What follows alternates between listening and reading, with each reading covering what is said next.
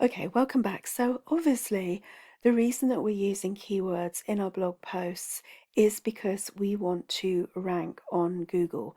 When somebody is searching for this topic, whatever it is, dog bed for large breeds, we want them to find our post, obviously read it, and then take any actions on our site. Maybe it's sign up for our newsletter, maybe it's check out an affiliate link.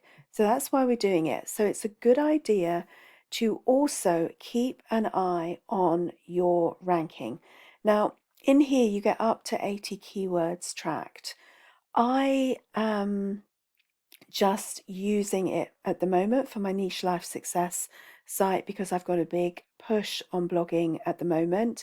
And so, what I'm liking to do is to see as I put new keywords on there, what's showing up. So, basically, you can see down here. I've got 52 words tracked at the moment. Now they're all over the place because they are very newly tracked. They're newly written. And what that means is you will find that some will rank very quickly, others will rank very quickly, then drop out, then come back up again. Do not worry about that. This is called the Google dance. And when you first write a new blog post, it might not rank for a long time, or it might rank very quickly and then drop out, then come back up again and then settle. So you can see here, all you do is you add the keyword that you've used in your blog post. So let's just use this one, Mother's Day blog post ideas. So you would click on there. Obviously, I've already added it, but I would just type that keyword in there. I go for google.com, not any of the country sites, and I would add submit. And then what happens is each day it crawls again and it shows you where you're showing up on Google.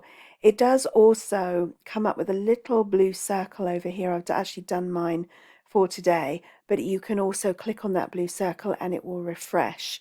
So you can see for the next day where it's moved up to. And you can see here, like some of these, as I told you, I've gone after ones that have got what they say is zero volume. What I'm finding is that people are still finding me. So it's obviously not zero volume. People are searching and they're finding me because I'm ranking. So what this rank means is where you're ranking in Google. So on Google, you know yourself, when you go to search for something on Google, you type it in, Mother's Day blog post ideas, and you'll have pages of results. So this is, I'm showing up in the number 3 spot on the first page of Google. I think there's 10 results on the first page, and then it goes down afterwards.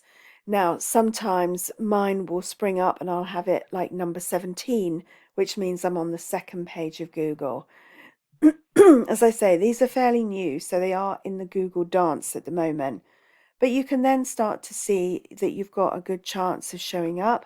Ideally, obviously, you want to get in the top 3 on the first page. Top 10 is good too.